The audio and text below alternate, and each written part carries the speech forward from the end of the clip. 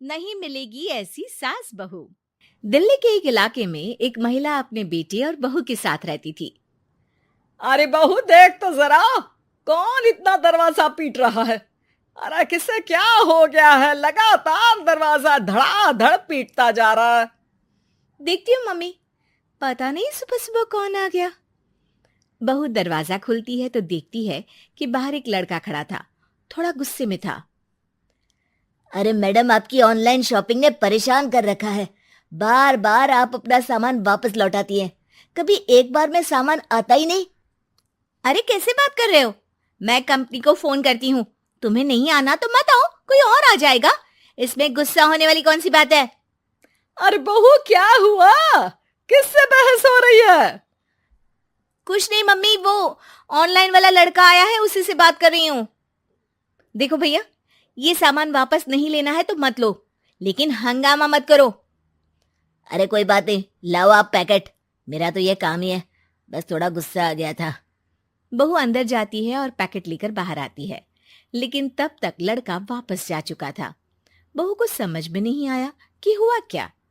वो अंदर जाती है तो किचन में काम में लग जाती है। अरे बहू, तुम्हें ऑफिस नहीं जाना क्या? कितनी देर हो गई? किचन से आवाज आती है। जाना है, लेकिन इनका नाश्ता तो बना दूं। और उनकी चिंता मत करो, तुम अपना नाश्ता लेकर जाओ, मैं बना दूंगी नाश्ता। अरे तेरा ऑफिस भी तो जरूरी है ना, कितना काम करेगी। ठीक है मम्मी, जाती हूँ। रात का खाना साथ में खाएंगे। इसके बाद सास ने दरवाजा बंद कर लिया। शाम को डोरबेल बजी। सास को लगा कि बहू ऑफिस से लौट आई है, लेकिन दरवाजा खोलते ही सामने एक पुलिस वाला है। राहुल यानी कि उसके बेटे ने उससे पूछा, कौन है माँ? अरे पुलिस आई है बेटा, तुम्हारे बारे में पूछ रहे हैं। अच्छा, अभी आया माँ। आप ही राहुल है? हाँ जी, मैं ही राहुल हूँ। आपकी पत्नी का नाम विनीता है? हाँ जी, लेकिन आप ये सब क्यों पूछ रहे हैं?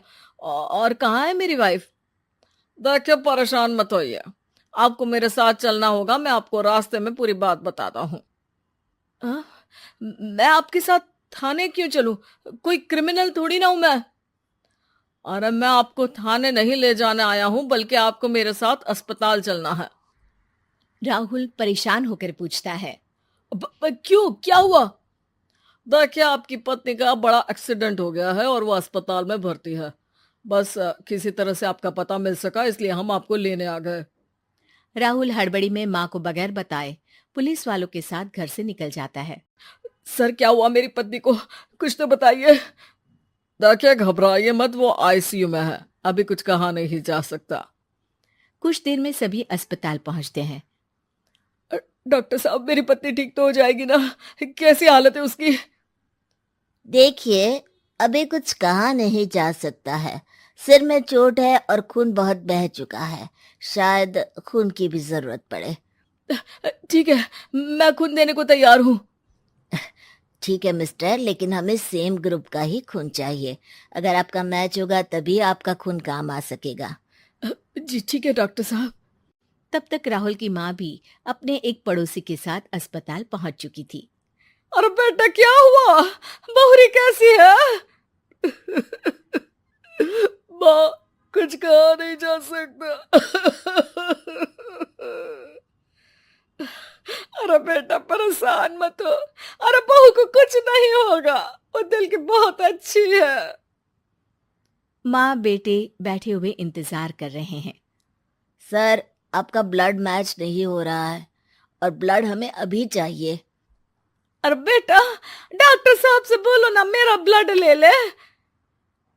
अरे माँ, आपकी उम्र हो चुकी है, आपका खून कैसे ले सकते हैं? अरे बेटा, वो बहू कम मेरी बेटी ज्यादा है। उसने दिन रात एक करके इस घर को एक डोर में बांधा हुआ है।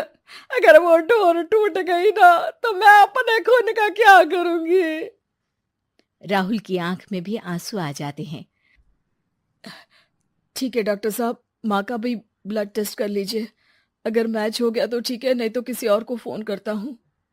डॉक्टर ने तुरंत ब्लड सैंपल लेकर भेज दिया।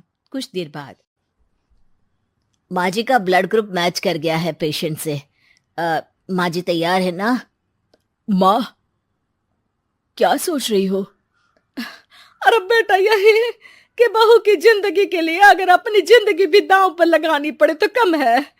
वो दिन रात हमारे लिए लगी रहती है।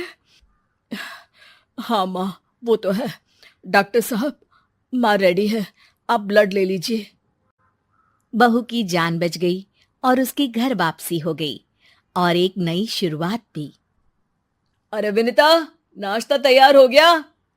जी हाँ, और मम्मी का भी। पहले मम्मी खा ले, उसके बाद हम खाएंगे। अरे तुम माँ की चमची हो क्या? राहुल, मेरी माँ के जाने के बाद उन्होंने ही मेरा माँ की तरह ख्याल रखा है, और उस रात उन्होंने खून नहीं दिया होता तो शायद आज मैं जिंदा भी नहीं होती। इतना तो माँ के लिए बनता ही है ना।